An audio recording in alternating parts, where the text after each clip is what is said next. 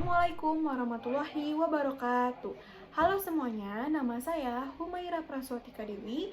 Saya dari kelas 12 IPA 2. Di sini saya akan menjelaskan mengenai salah satu peran lembaga penegak hukum dalam menjamin keadilan dan kedamaian, yaitu Komisi Pemberantasan Korupsi atau yang sering kita sebut dengan KPK. Sebelumnya, kita harus tahu dulu nih gimana sih awal mula terbentuknya KPK. KPK atau Komisi Pemberantasan Korupsi dibentuk oleh Undang-Undang Nomor 30 Tahun 2002 yang kemudian diubah menjadi Undang-Undang Nomor 19 Tahun 2019. Nah, dalam undang-undang tersebut dijelaskan bahwa kehadiran KPK itu disebabkan tugas dan fungsi pemberantasan korupsi yang dijalankan oleh aparat penegak hukum pada saat itu, yakni Kepolisian Republik Indonesia dan Kejaksaan Agung, dinilai belum efektif dan efisien, sehingga perlu dibentuk lembaga lain untuk menjalankan tugas dan fungsi pemberantasan tindak pidana korupsi tersebut.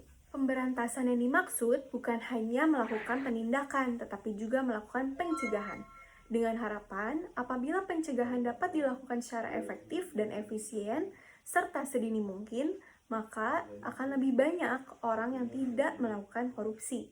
Nah, pencegahan yang dimaksud ini dilakukan pada individu maupun juga dilakukan pada sistem. Tahu gak sih, ternyata peran KPK itu tidak hanya menangkap koruptor, ternyata masih banyak lagi loh peran KPK. Nah, awal mulanya KPK ini memiliki 5 fungsi dan tugas. Nah, dengan adanya perubahan undang-undang, maka bertambah 1 menjadi 6. Dalam Undang-Undang Nomor 19 Tahun 2019, pada pasal 6A sampai 6F berisikan tugas dan fungsi dari KPK, yaitu sebagai berikut. Yang pertama, melakukan pencegahan tindak pidana korupsi. Nah, KPK dalam menjalankan fungsi pencegahan ini melalui 4 hal. Yang pertama, melalui penerimaan pelaporan dan pemeriksaan gratifikasi. Yang kedua, melalui penerimaan pelaporan dan pemeriksaan laporan harta kekayaan pejabat negara. Yang ketiga, melalui pendidikan dan pelayanan masyarakat. Dan yang keempat, melalui perbaikan sistem dengan memberikan rekomendasi hasil kajian sistem administrasi pemerintah dan atau lembaga negara. Peran yang kedua adalah melakukan koordinasi dengan instansi yang melaksanakan pemberantasan tindak pidana korupsi. KPK melaksanakan fungsi koordinasi ini melalui koordinasi dengan pemerintah pusat maupun pemerintah daerah untuk melaksanakan program penganggaran, PBJ atau pengadaan barang dan jasa, kemudian pengelolaan aset, pengelolaan SDM, dan lainnya. Peran yang ketiga adalah melakukan monitoring melalui sistem administrasi pemerintahan dan atau lembaga negara. Nah, KPK menjalankan fungsi monitoring ini melalui pengkajian sistem administrasi pemerintahan dan atau lembaga negara dengan memberikan rekomendasi hasil kajian tersebut kepada semua instansi yang terkait. Peran yang keempat adalah melakukan supervisi kepada instansi yang melaksanakan pemberantasan tindak pidana korupsi.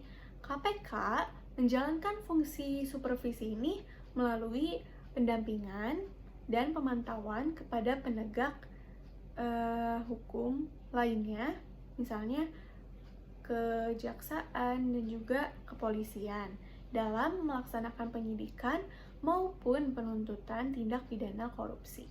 Nah, peran yang kelima adalah melakukan penindakan melalui penyelidikan, penyidikan, dan juga penuntutan. Nah, KPK menjalankan fungsi penindakan ini melalui penyelidikan, penyidikan, dan juga penuntutan tindak pidana korupsi. Nah, peran yang terakhir, yang keenam, adalah melakukan eksekusi terhadap hasil pengadilan yang sudah dilakukan. Nah, KPK menjalankan fungsi eksekusi ini dengan cara menjalankan hasil keputusan pengadilan yang sudah inkrah atau keputusan yang berkekuatan hukum tetap. Nah, itu dia teman-teman. Dari 6 peran tersebut, peran serta masyarakat juga sangat dibutuhkan khususnya dalam melaksanakan fungsi pencegahan tindak pidana korupsi. Mulai dari diri sendiri, keluarga kecil, dengan tidak melakukan kecurangan-kecurangan. Dengan harapan ke depan Indonesia menjadi negara yang adil dan makmur serta bebas dari korupsi.